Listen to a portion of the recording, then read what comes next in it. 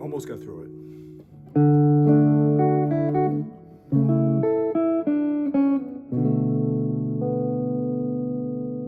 Hello again. Just messing around with Brian Wilson's God Only Knows. It was on his 1966 album with the Beach Boys, Pet Sounds. It was actually the flip side of Wouldn't It Be Nice, a single from the same year. Yeah, it's a great tune. Two of my favorite pop songwriters, Jimmy Webb and Paul McCartney, both cited it as their favorite song of all time. So it's gotten a lot of praise. Yeah, I remember I was seeing an interview with Graham Nash and David Crosby, where Crosby's kind of saying that when he heard the whole album of Pet Sounds that this tune appears on, he just kind of was, acknowledging and realizing that he could never compete with that. And it was a similar comment from Barry Gibb of the Bee Gees.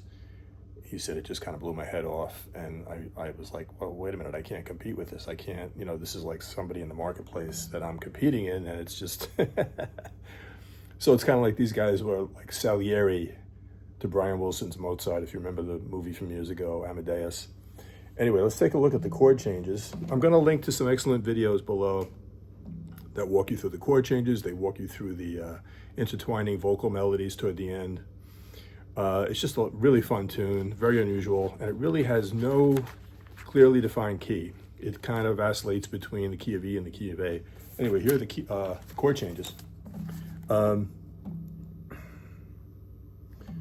Yeah, it starts out with the kind of very simple stuff, very simple pop stuff, and then very quickly moves into other territory. A lot of slash chords, G over D, E over B, all that kind of thing. Again, I'm going to link to probably 2 or 3 videos below in the description for this video. It's got a suspended feeling throughout the whole song, and I think that comes from never really having a firmly defined key. It also comes from like when you're basically for a short time in the key of E, an E bass note is never played as the root. Likewise in the key of A, when you feel like you're in the key of A, there's never an A bass note. So anyway, let's take a walk through these chords. The intro is very sedate.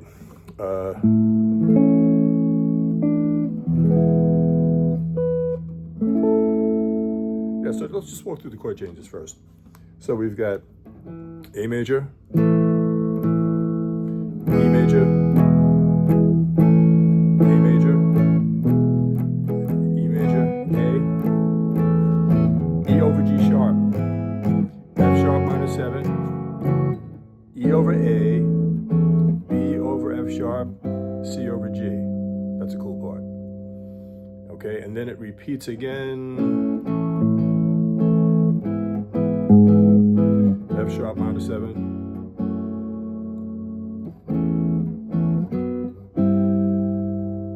Okay, now when we get to the verse, the vocal, D over A, B minor 6, F sharp minor, B over A, E over B, C diminished, E over B, B flat minor 7, flat 5, I'm sorry, B flat minor 7, flat 5, and then A, E over G sharp, F sharp minor 7, A over E, B over F sharp, C over G again. Okay. Yeah, so let's continue.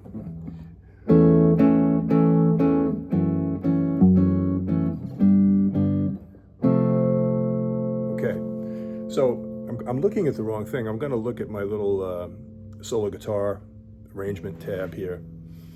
One more time from the verse.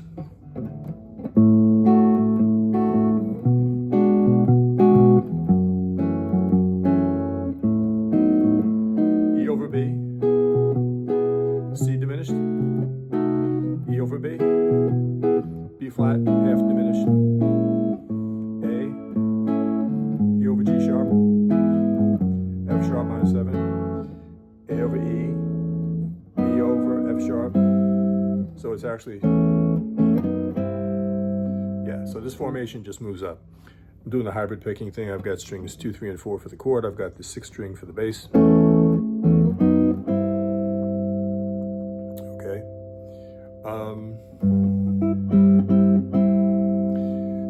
The first ending for the first A section is that at the end of the second A section, or the second, the main verse of the song, he goes into this very unusual thing, which is going to be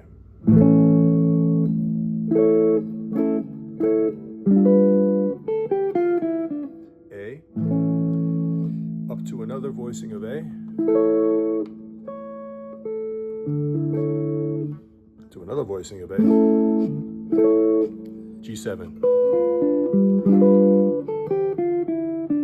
Okay, so it's kind of a weird tune, very unusual, and I'm kind of going about it in a weird way because when I try to play the chord changes without the melody, I kind of get lost. So let me turn to the little solo guitar thing. I'm going to show it to you.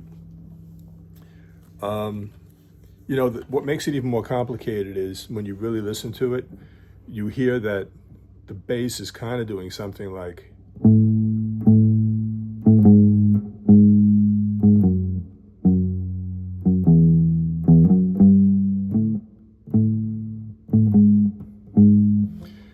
that kind of rhythm, which can be difficult to incorporate when you're trying to play the melody, the vocal melody, as well as the chords.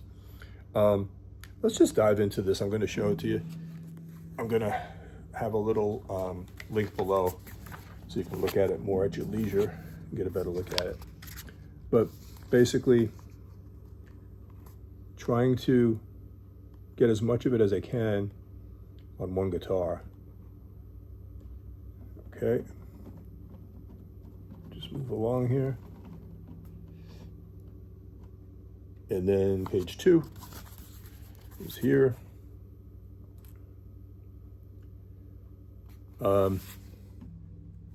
This is kind of a wordless vocal section, and you hear the multiple voices doing do, do, do, do, do, do, do, that kind of thing with no words. It continues on. Then down toward the bottom here, we get into the kind of the round. In music, it's called a round when, like, row, row, row, row, row your boat. You start singing that melody, and the second person comes in halfway through your line, and then the third person comes in halfway through the second line. So this is kind of trying to take a step at the beginning of the round section. But yeah, just kind of walk you through at least the beginning of the little chord melody approach that I have here. Let's see. Yeah, we lost Brian Wilson last week or the week before. I had seen him a couple of times live. It was really great. He had a really great tight band.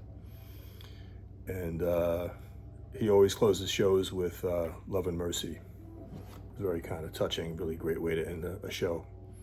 But let's just start this. So we're going to have a plain A major here. And I'm kind of using the pick and then using the fingers with that hybrid approach. It's my A major, D, cowboy E major, all the way through. What I might start doing, this is an A major, 5th fret, back to the cowboy E.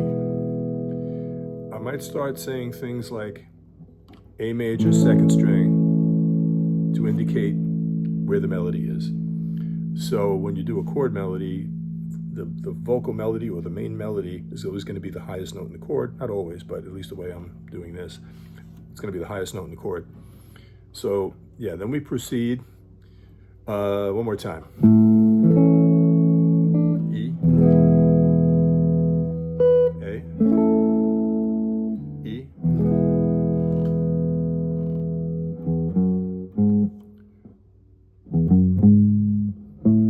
now we're going to get into the bass kicks in right here.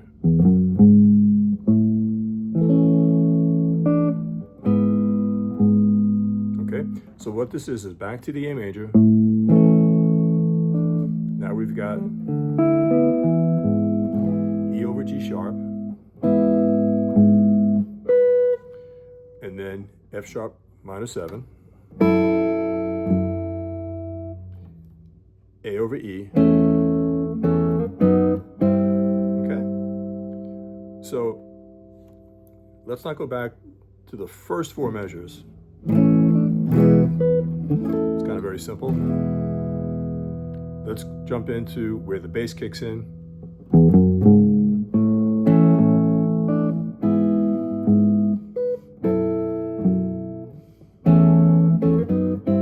Now let's go into the vocal melody, the verse.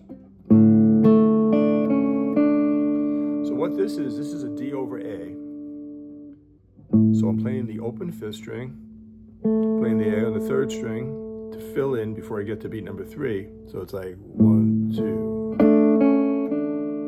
Okay, now I've got B minor. And what I'm doing here is my pick is playing the 5th string B. My middle and ring fingers of the right hand are playing the 3rd and 2nd strings.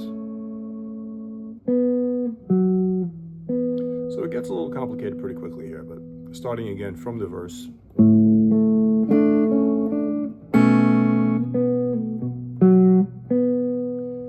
Now we go to F sharp minor. Okay, so all I'm doing is strings 3 and 4 along with string 6. This is nice. This is a B7 over A. It's actually a B9 over A. Okay, so when I play my B9 over A, I'm starting the pick on the open A, of course, going as far as the 2nd string, then I'm picking the 1st string. But as long as there are stars above you, that's where we are right now. But as long as there are stars above you, E chord over B. C diminished here now. E chord over B. Nice chord. He must have gotten this from the 4 freshmen. B flat minor 7 flat 5, also known as B flat half diminished. Okay,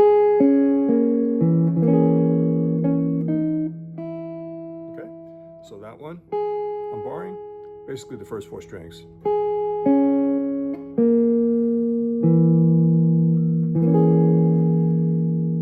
First string, 4th fret, 3rd string, 3rd fret. About it. And then we have, God only knows. That's A. E over G sharp. Just these 2 notes. Go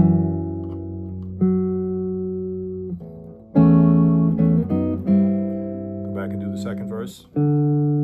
Sorry, let me do it again.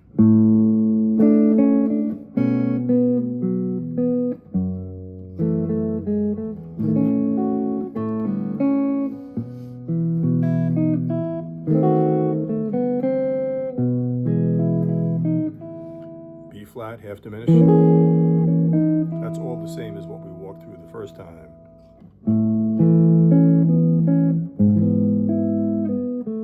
As is this. Then it gets a little crazy. Cowboy A, second string. This D shape of an A major, first string. This shape of an A, first string. G7. Okay? So I'm trying to spell out for you that the melody of this thing goes.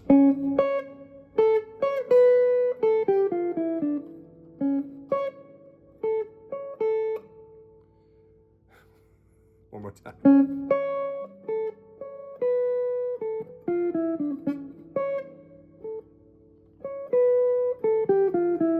What we're trying to do is we're trying to put the chord underneath, so it's a little tricky. This is, okay, second string is the melody here. A, first string. First string. Okay? When we land on that, we're not just going to have the B note by itself. Excuse me, we're going to have the G7. That's the underlying chord. Okay? So once we get through this, one more time. G7. A, G, F, E, D. One more time. Same thing. G7. And this is nice. This is going into that wordless where everybody's doing wah, wah, ah, ah, do, do, do, do, do. The wordless vocals. That's a G over D. And all I'm doing is starting on the fifth string, arpeggiating it. Changing now to an E minor 6. It's a cowboy E minor, but your pinky's on the C sharp second string, second fret. A, B minor 7.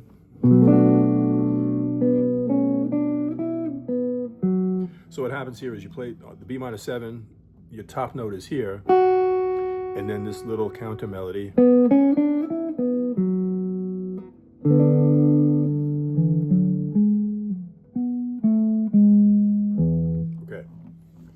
Complicated stuff. One more time from the wordless vocal section. We've got our G over D, and we're arpeggiating. Now, E minor 6th, B minor 7. This is E7 over D. So we've got D, B, open D, and I'm just playing those strings. This I drove myself crazy because I'm trying to sustain the open D here. I came up to 6th string, 12, 14, 16, and then these little fifth shapes, if you can see. And then this, okay. Take it last time now, this little wordless thing as it begins. E minor 6, B minor 7. E7 over D, A over E, okay, A over E. So it's, you think of an A chord. Instead of the open fifth, we're gonna have the open sixth. And our melody is on the first string open, so yeah, it's gonna be something like this.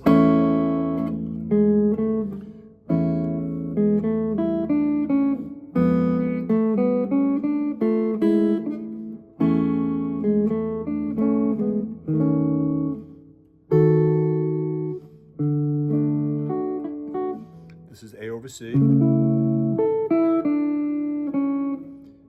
minor 7, third string resolving to second string. Okay. Right here, we would go back and do another verse. So let's just do that.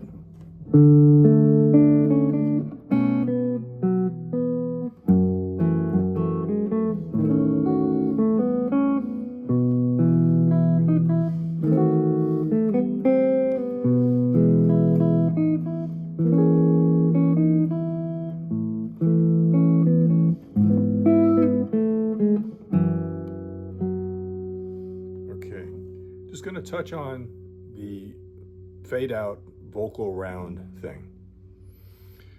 So, the verse starts here.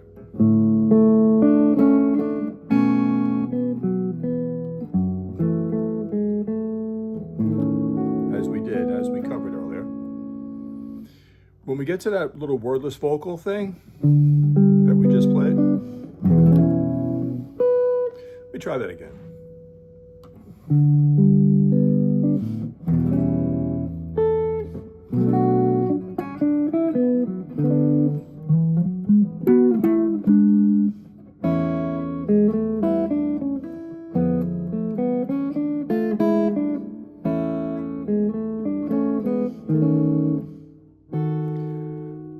For that little wordless vocal thing are the same chords as the beginning of the verse. The only thing is they're a fourth higher. So instead of these chords, when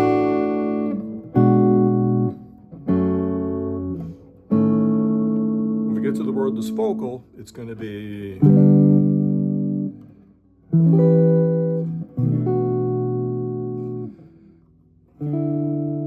okay. Be that as it may. Just briefly touching now on the vocal round thing at the end.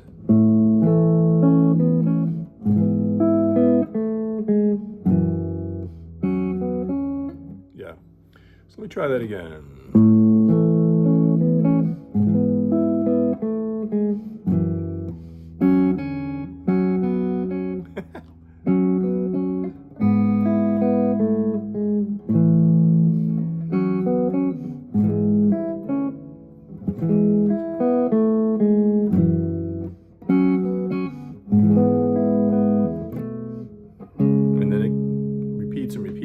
And we come to the end of the song.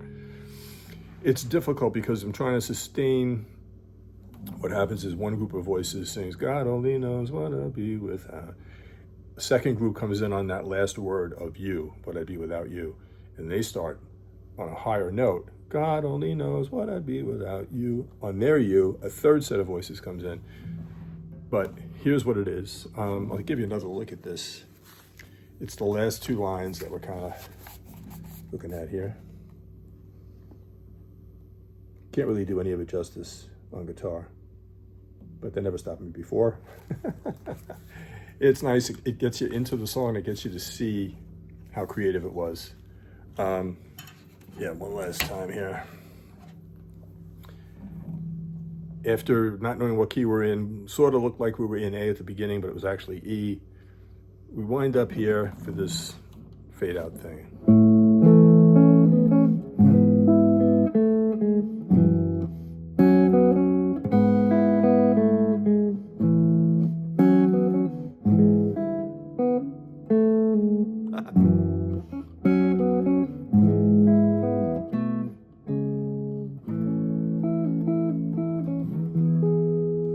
Anyway, just another couple of things to mention. Found it interesting. Yeah, some of the instruments that are used on here. Brian Wilson brought in about 20 or so musicians. He had everything from sleigh bells to clarinets, flutes, strings, French horn, accordion, upright bass, electric bass, harpsichord, and attack piano with its strings taped. Brian Wilson and Bruce Johnston provided a lot of the vocal harmonies. Yeah, in 2021, I don't really put much stock in this, but in 2021, in Rolling Stone's 500 Greatest Songs of All Time, God Only Knows was number 11. Yeah, Brian Wilson, this is interesting. Brian Wilson and his lyricist on the tune, actually for the whole album, his lyricist collaborator was Tony Asher. And they both kind of agreed in subsequent interviews over the years that Tony Asher had a fascination for standards, old Greek classic tunes like Stella by Stardust. And Brian and Tony both agree that his love for tunes like Stella by Starlight with luscious chords and great melodies had a strong influence on Brian writing God Only Knows. This one is also conjecture, but it's reflected in interviews with Brian and others who worked with him back then. The overlapping vocals that occurred toward the end of God Only Knows may have been influenced very much by Love and Spoonful's song, You Didn't Have to Be So Nice. So if you go back and check out You Didn't Have to Be So Nice, very pretty tune, I always liked it. it's got that thing of the overlapping overlapping vocals. And it turns out that this song was recorded in July of '66 by Brian Wilson and the Beach Boys. And in April of '66, the Lovin' Spoonful was the opening act for the Beach Boys when they performed in concert. Some of the musicians on the record, you know, it's a wrecking crew festival, really. Yeah, Don Randy on piano, Hal Blaine, of course, on drums, Jim Gordon, a great drummer who later was in Derek and the Dominoes, on plastic orange juice cups. Jim Horn, great horn player, was on flute and alto flute.